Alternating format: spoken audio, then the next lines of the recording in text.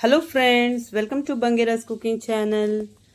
ಇವತ್ತು ಮಂಗಳೂರು ಶೈಲಿಯಲ್ಲಿ ಚಿಕನ್ ಸುಕ್ಕ ಪೌಡರ್ ಮಾಡೋದು ಹೇಗೆ ಅಂತ ತೋರಿಸ್ಕೊಡ್ತಾ ಇದ್ದೇನೆ.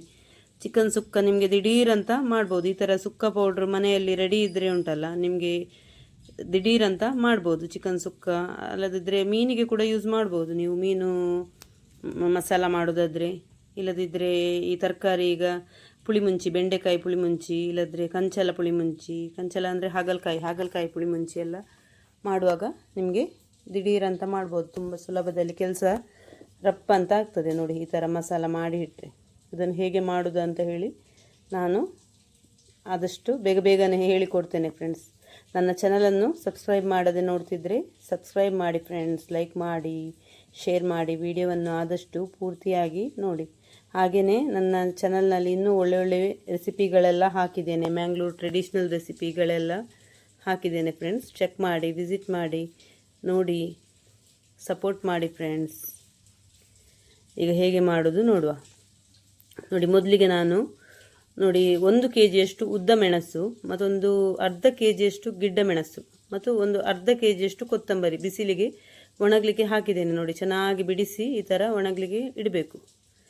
ಚೆನ್ನಾಗಿ ನಾನೊಂದು ಬೆಳಿಗ್ಗೆ 9 ಗಂಟೆ ಆಗುವಾಗ ಬಿಸಿಲಿಗೆ ಹಾಕಿದ್ದೇನೆ. ಸಂಜೆ 4 ಗಂಟೆ ಆಗುವಾಗ ತೆಗೆದಿದ್ದೇನೆ. ಚೆನ್ನಾಗಿ ಕ್ರಿಸ್ಪಿಯಾಗಿ ಬಂದಿದೆ.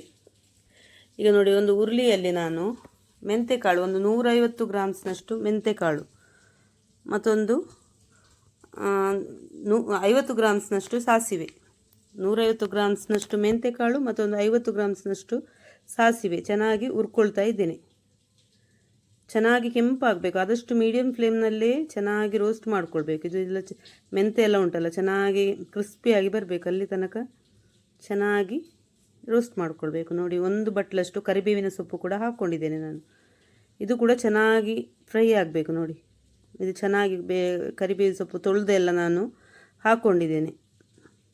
ಇದು ಚೆನ್ನಾಗಿ ಈಗ ನಾನು ತೊಳೆದಿರೋದ್ರಿಂದ ಇದು ಒದ್ದೆನೇ ಉಂಟು. ಈ ಕರಿಬೇವಿನ ಸೊಪ್ಪು ಇದು ಡ್ರೈ ಆಗಿ ಉಂಟಲ್ಲ, ನಿಮಗೆ ಕ್ರಿಸ್ಪಿಯಾಗಿ ಬರ್ತದೆ. ತನಕ ಚೆನ್ನಾಗಿ ಹುರ್ಕೊಳ್ಬೇಕು. ಅದು ಕ್ರಿಸ್ಪಿ ಆಗುವಾಗ ಉಂಟಲ್ಲ, ನಿಮಗೆ ಈ ಮೆಂತೆಕಾಳು ಕೂಡ ಕೆಂಪಾಗಿ ಬರ್ತದೆ. ನೋಡಿ, ನಾನು ಈಗ ಕರಿಮೆಣಸು ಹಾಕ್ಕೊಂಡಿದ್ದೇನೆ. 100 ಗ್ರಾಮ್ಸ್ ಕರಿಮೆಣಸು ಹಾಕ್ಕೊಂಡಿದ್ದೇನೆ.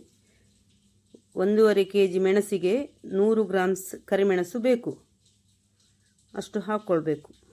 ಇದು ಖಾರ ಕೂಡ ತುಂಬ ಖಾರ ಏನಾಗೋದಿಲ್ಲ, ಕರೆಕ್ಟಾಗಿ ಬರ್ತದೆ. ನಿಮಗೆ ಚಿಕನ್ ಸುಕ್ಕ ಉಂಟಲ್ಲ, ತುಂಬ ಸೂಪರ್ ಆಗಿರ್ತದೆ. ನೀವು ಈ ಥರ ಮಾಡಿ ಇಟ್ಟರೆ ಉಂಟಲ್ಲ, ನಿಮಗೆ ಒಂದು 6 ತಿಂಗಳ ತನಕ ಇಡ್ಬೋದು. 6 ತಿಂಗಳಾದರೆ ಅದಕ್ಕಿಂತ ಹೆಚ್ಚು ಕೂಡ ಇಡ್ಬೋದು, ಏನು ತೊಂದರೆ ಇಲ್ಲ, ಏನಾಗೋದಿಲ್ಲ. ಎಣ್ಣೆ ಎಲ್ಲ ಏನು ಹಾಕಬಾರ್ದು ಇದಕ್ಕೆ. ಡ್ರೈ ರೋಸ್ಟ್ ಮಾಡ್ತಾ ಇರೋದು, ಏನು ಹಾಕ್ತಿಲ್ಲ ನಾನು. ಚೆನ್ನಾಗಿ ಕೆಂಪಾಗಬೇಕು. ನೋಡಿ, ಈಗ ಗರಂ ಮಸಾಲ ಹಾಕ್ಕೊಳ್ತಾ ಇದ್ದೀನಿ. ಒಂದು 3 ಪೀಸ್ ಚಕ್ಕೆ, ಮತ್ತೊಂದು 2 ಪೀಸ್ ಸ್ಟಾರ್ ಹೂವು, ಮತ್ತೊಂದು 10 ರಿಂದ 12 ಲವಂಗ, ಮತ್ತೊಂದು 6 ಏಲಕ್ಕಿ ಹಾಕ್ಕೊಂಡಿದ್ದೇನೆ. ತುಂಬ ಗರಂ ಮಸಾಲ ಹಾಕ್ತಿಲ್ಲ ನಾನು, ಯಾಕಂದರೆ ಗರಂ ಮಸಾಲ ಜಾಸ್ತಿ ನನಗೆ ಬೇಡ ಅಂತ ಹೇಳಿ. ನಿಮಗೆ ಬೇಕಿದ್ದರೆ ಸ್ವಲ್ಪ ಹೆಚ್ಚು ಹಾಕ್ಬೋದು ಗರಂ ಮಸಾಲ. ನಾನಂದರೆ ಇದು ಮಸಾಲ ಉಂಟಲ್ಲ, ಮೀನಿಗೆ ಸಹ ಯೂಸ್ ಮಾಡ್ತೇನೆ. ಮೀನಿಗೆ ಮತ್ತು ತರಕಾರಿ ಮಾಡುವಾಗೆಲ್ಲ ಯೂಸ್ ಮಾಡ್ತೇನೆ. ಹಾಗಾಗಿ ಗರಂ ಮಸಾಲ ತುಂಬ ಹಾಕಲಿಲ್ಲ ನಾನು. ಚಿಕನಿಗೆ ಆದರೆ ಗರಂ ಮಸಾಲ ಸ್ವಲ್ಪ ಜಾಸ್ತಿ ಹಾಕಿದರೂ ಏನು ತೊಂದರೆ ಇಲ್ಲ, ಚಿಕನ್ಗೆ ಯೂಸ್ ಮಾಡೋದಾದರೆ. ಅದು ಚಿಕನ್ಗೆ ಹೆಚ್ಚಾಗಿ ಗರಂ ಮಸಾಲ ಹಾಕೋದಿಲ್ಲ ಮಂಗಳೂರು ಕಡೆ ಎಲ್ಲ. ನಿಮಗೆ ಗರಂ ಮಸಾಲ ಹೆಚ್ಚು ಬೇಕಿದ್ದರೆ ಸ್ವಲ್ಪ ಜಾಸ್ತಿ ಹಾಕ್ಕೊಳ್ಬೋದು. ನೋಡಿ, ಚೆನ್ನಾಗಿ ಕೆಂಪಾಗಬೇಕಿದು.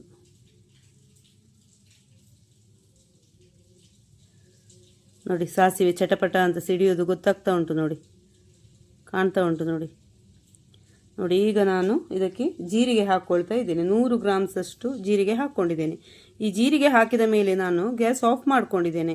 ಜೀರಿಗೆಯನ್ನು ನಾನು ತುಂಬ ಹುರ್ಕೊಳ್ತಿಲ್ಲ. ನೋಡಿ, ಗ್ಯಾಸ್ ಆಫ್ ಮಾಡಿ ಇದೇ ಬಿಸಿಯಲ್ಲಿ, ಬಿಸಿ ಇರ್ತದಲ್ಲ ಅದರಲ್ಲೇ ಸ್ವಲ್ಪ ತಿರುಗಿಸ್ತಾ ಇದ್ದೇನೆ. ಚೆನ್ನಾಗಿ ಸ್ವಲ್ಪ ಬಿಸಿ ಆಗಲಿ ಅಂತ ಹೇಳಿ ಅಷ್ಟೇ. ತುಂಬ ಫ್ರೈ ಮಾಡಲಿಕ್ಕೆ, ಜೀರಿಗೆ ಫ್ರೈ ಮಾಡಲಿಕ್ಕೆ ಏನಿಲ್ಲ. ನೋಡಿ, ಬಿಸಿಯಲ್ಲಿ ಸ್ವಲ್ಪ ಆಚೆ ಈಚೆ ಮಾಡ್ಕೊಂಡಿದ್ದೇನೆ ಅಷ್ಟೇ. ಈಗ ಗ್ಯಾಸ್ ಆಫ್ ಮಾಡಿದ್ದೇನೆ. ನೋಡಿ, ಈಗ ಕರಿಬೇವಿನ ಸೊಪ್ಪೆಲ್ಲ ನೋಡಿ ಕ್ರಿಸ್ಪಿಯಾಗಿ ಬಂದಿದೆ. ನೋಡಿ, ಮೆಂತೆಕಾಳು ಕೂಡ ಚೆನ್ನಾಗಿ ಕೆಂಪಾಗಿದೆ. ನೋಡಿ, ಇಷ್ಟು ಫ್ರೈ ಆದರೆ ಸಾಕು. ಮೀಡಿಯಮ್ ಫ್ಲೇಮಲ್ಲೇ ಇಟ್ಟು ಫ್ರೈ ಮಾಡಬೇಕು. ನೋಡಿ, ಕರೆಕ್ಟಾಗಿ ಬಂದಿದೆ. ಈಗ ನಾನು ಬಿಸಿಲಲ್ಲಿ ಹಾಕಿದ ಮೆಣಸು ನೋಡಿ, ಇದು ಕೂಡ ನೋಡಿ ಚೆನ್ನಾಗಿ ಕ್ರಿಸ್ಪಿಯಾಗಿ ಬಂದಿದೆ ನೋಡಿ. ಮೆಣಸೆಲ್ಲ ಚೆನ್ನಾಗಿ ಹುರ್ಕೊಳ್ಳಿಲ್ಲ ಸಾರಿ, ಬಿಸಿಲಲ್ಲಿ ಒಣಗಿಸಿದ್ದೇನೆ ನೋಡಿ. ಇದು ಕೊತ್ತಂಬರಿ ಕೂಡ ಚೆನ್ನಾಗಿ ಒಣಗಿದೆ. ಅರ್ಧ kg ಕೊತ್ತಂಬರಿ ತಗೊಂಡಿದ್ದೇನೆ, 1.5 kg ಮೆಣಸು ನೋಡಿ ಎಲ್ಲ ಒಟ್ಟಿಗೆ ಹಾಕಿ ಇಟ್ಕೊಂಡಿದ್ದೇನೆ ನಾನು. ಇದನ್ನು ಮಿಲ್ಲಿಗೆ ಕೊಡ್ತೇನೆ ನಾನು, ಇದು ಪುಡಿ ಮಾಡಲಿಕ್ಕೆ ನೋಡಿ. ಮಿಲ್ಲಿಗೆ ಕೊಟ್ಟು ಪುಡಿ ಮಾಡಿಕೊಂಡು ಇಟ್ಟಿದ್ದೇನೆ. ನನಗೆ ಒಟ್ಟಿಗೆ 2.5 kg ಅಷ್ಟು ಆಗಿದೆ ಪುಡಿ ನೋಡಿ. ಈ ಥರ ಮಾಡಿ ಇಟ್ಟರೆ ಉಂಟಲ್ಲ, ನಿಮಗೆ ಎಷ್ಟು ಸಮಯ ಕೂಡ ಸ್ಟೋರ್ ಮಾಡಿ ಇಡ್ಬೋದು. ತುಂಬ ಸೂಪರಾಗಿರ್ತದೆ ಚಿಕನ್ ಸುಕ್ಕ ಪೌಡರ್. ಒಮ್ಮೆ ಟ್ರೈ ಮಾಡಿ ಫ್ರೆಂಡ್ಸ್, ಈ ಥರ ಚಿಕನ್ ಸುಕ್ಕ ಪೌಡರ್ ಸೂಪರಾಗಿರುತ್ತೆ.